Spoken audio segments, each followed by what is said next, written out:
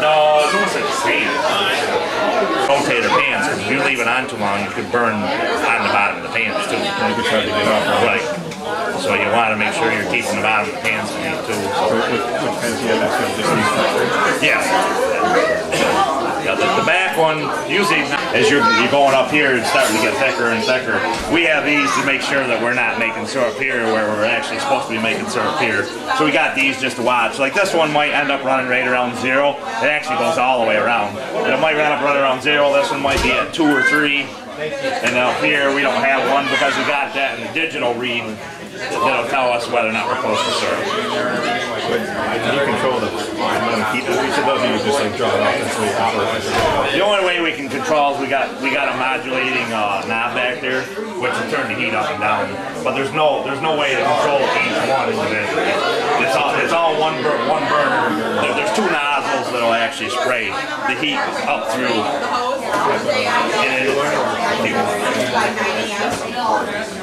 Do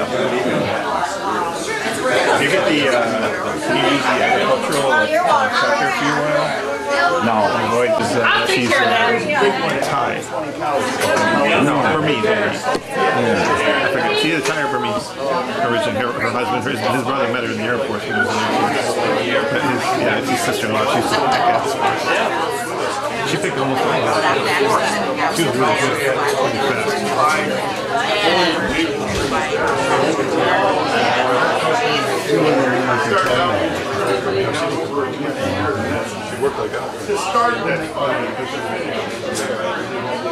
Because Donald Miller used to say someone could play in the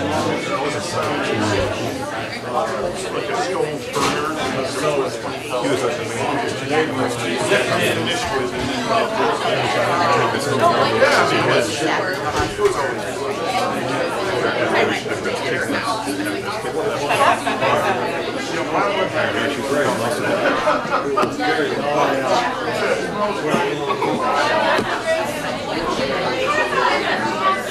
Taps with this size of a tap right here. We put that in the tree, and each year after the season, we pull them out of the tree, plug them in, and let them hang there until next year.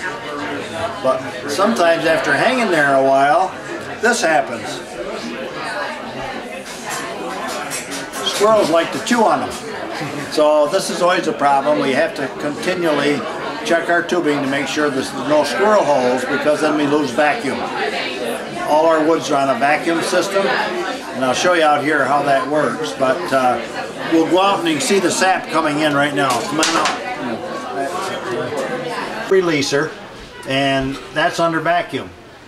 So right now we got a pump that's pumping 23 inches of vacuum. That gets more sap flow for us. That's all the sap in there.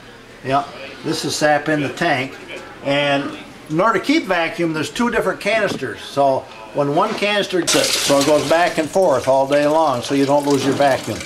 Each time it dumps, the vacuum starts sucking on the other canister, and that's how we keep our constant vacuum. Right now we've got about 25 inches of vacuum on the woods, and that gets us another 70% sap by having the vacuum. What's that? How many taps? Well, here there's only 600. Down the road we got 4,000.